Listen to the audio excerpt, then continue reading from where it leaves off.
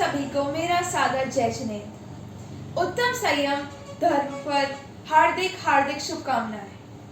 परम पूज्य भारत गौरव गणनी आर्यका 105 श्री विज्ञाश्री माता जी के आशीर्वाद से एक शानदार प्रतियोगिता चल रही है। इस प्रतियोगिता में रोज 1300 से ज्यादा लोग भाग ले रहे हैं और आपके इस उत्साह को देखते हुए अब हमने 10 नहीं बल्कि 15 सांत्वना पुरस्कार घोषित किए हैं। इस प्रतियोगिता के चलते आपको विज्ञापवाणी YouTube चैनल पर रोज एक कहानी दिखाई जाएगी। इस कहानी पर आधारित 10 प्रश्न पूछे जाएंगे। यह प्रश्न केवल और केवल विज्ञा दर्शन ऐप पर ही मान्य है। तो देर किस बात की, अभी जाइए विज्ञा दर्शन ऐप अपने फोन के प्ले स्टोर या ऐप स्टोर से डाउनलोड करें और प्रश्नों के उत्तर दीजिए। आज की कहानी का शीर्षक है वर्तमान के महावीर। तो जल्दी जाइए विज्ञावाणी YouTube चैनल को सब्सक्राइब करें, कहानी सुने और प्रश्नों के सही उत्तर दें और अपनी जेब में पाइए शानदार और आकर्षक के नाम जैसे चांदी के सिक्के। जय जिनेंद्र। जम्बूद्वीप के भरत क्षेत्र के मगध देश में कुंडलपुर नामक एक नगर था, जहां महाराज सिद्धार्थ का शासन था। वह शूरवीर होने के साथ साथ बहुत गंभीर और दयालु थे। उनकी मुख्य रानी का नाम था प्रियकारिणी, जिन्हें हम त्रिशला के नाम से जानते हैं। जब अच्युत स्वर्ग के इंद्र की आयु 6 महीने बाकी रह गई थी, तब से महाराज सिद्धार्थ के घर प्रतिदिन रत्नों की वर्षा होने लगी। अनेक देवियां आकर माता त्रिशला की सेवा करने लगी और इन सब कारणों से महाराज को यह निश्चय हो गया कि अब हमारे नाथ वंश में किसी प्रभावशाली महापुरुष का जन्म होने वाला है। आषाढ़ शुक्ला षष्ठी के दिन उत्तराषाढ़ नक्षत्र में रानी त्रिशला ने 16 स्वप्न देखे और स्वप्न देखने के बाद अपने मुंह में प्रवेश करते हुए एक हाथी को देखा। उसी समय उस अच्युत स्वर्ग के इंद्र ने पुष्पोत्तर विमान को छोड़कर रानी त्रिशला माँ के गर्भ में प्रवेश लिया। सुबह होते ही रानी ने महाराज सिद्धार्थ से उन सपनों का फल पूछा। फिर महाराज ने अपने अवधि ज्ञान से विचार कर कहा कि हे प्रिय, तुम्हारे गर्भ से 9 माह के बाद एक तीर्थंकर पुत्र का जन्म होगा। वह सारे संसार का कल्याण करेगा और लोगों को आत्महित में लगाएगा। राजा सिद्धार्थ के यह वचन सुनकर माता त्रिशला हर्ष के मारे फूली न समाई और उसी समय चारों निकाय के देवों ने आकर भावी तीर्थंकर महावीर के गर्भ कल्याणक का उत्सव किया और माता और पिता का उचित सत्कार किया। गर्भ के 9 माह के बाद चैत्र शुक्ला त्रयोदशी के दिन उत्तरा फाल्गुनी नक्षत्र में प्रातः समय त्रिशला माँ के गर्भ से बालक वर्धमान का जन्म हुआ। उस समय अनेक शुभ शकुन हुए। चारों निकाय के देवों ने आकर जन्मोत्सव मनाया।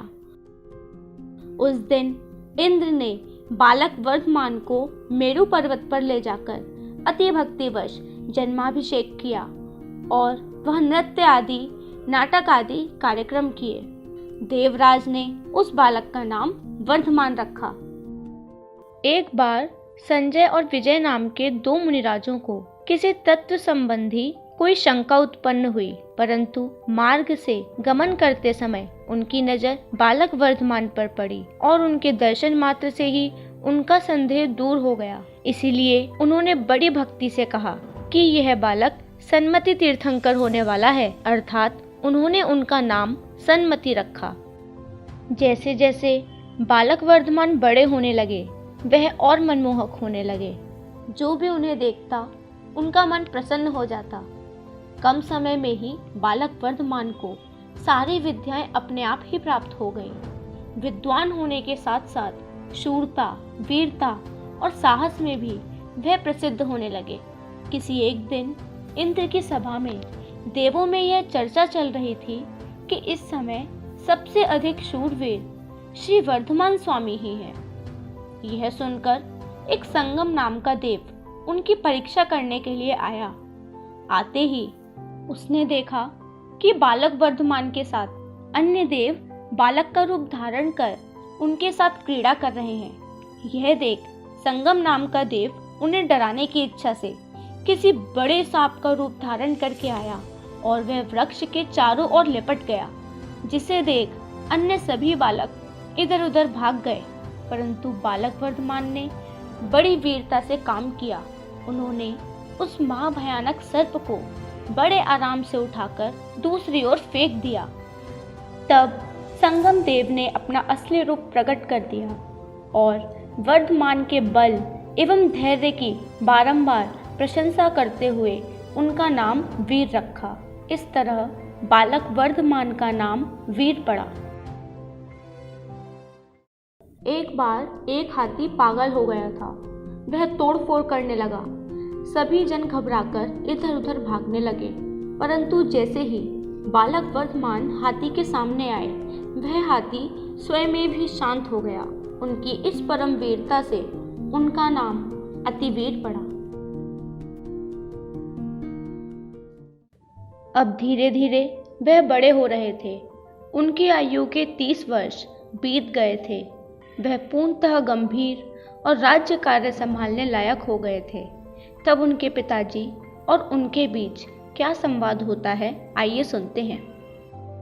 हे पुत्र, अब तुम राज कार्य संभालने लायक हो गए हो। मैं तुम्हारा विवाह कर तुम्हें राज्य सौंप कर दीक्षा लेना चाहता हूँ, अतः अब यह तुम संभालो।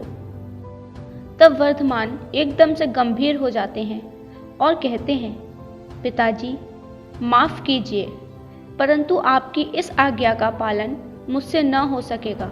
मेरी आयु कुल 72 वर्ष की है, जिसमें आज 30 वर्ष व्यतीत हो चुके हैं। अब अपना शेष जीवन मैं स्वरूप गुप्त होकर बिताना चाहता हूँ।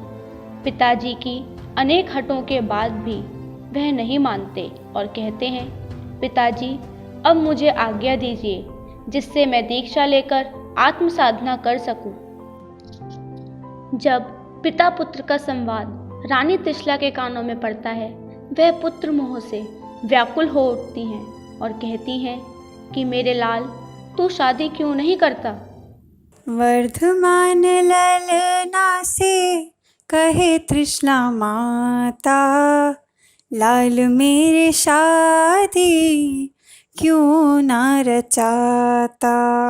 तब वर्धमान अपनी माँ को धैर्य बंधाते हैं और कहते हैं, बोले मुस्का के वीरा, सुनो मेरी माए। बोले मुस्का के वीरा, सुनो मेरी माए। कितनी ही बार मैंने शादियाँ रचाई, शादियाँ रचाई फिर भी हो, शादियाँ रचाई फिर भी पाई नहीं साता, इसीलिए माता। तब माता कहती है, बेटा तेरी बात सच्ची है, परंतु अभी तेरी युवावस्था है, इसलिए विवाह करके गृहस्थ आश्रम चलाओ, फिर संसार छोड़कर धर्म तीर्थ चलाना। तुमसे पहले ऋषभ आदि तीर्थंकर हुए, उन्होंने भी ऐसा ही किया था।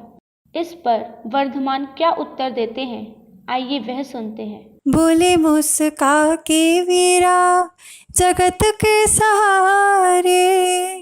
बोले मुस्का के वीरा, जगत के सहारे।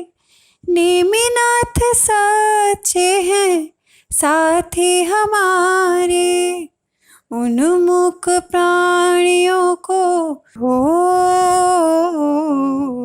उन्मुख प्राणियों को रुदन है बुलाता, इसीलिए माता। सुनो मैया तम का बन के पुजारी, तोड़ूंगा कर्मों की जंजीर सारी। राजपाट वैभव ये हो,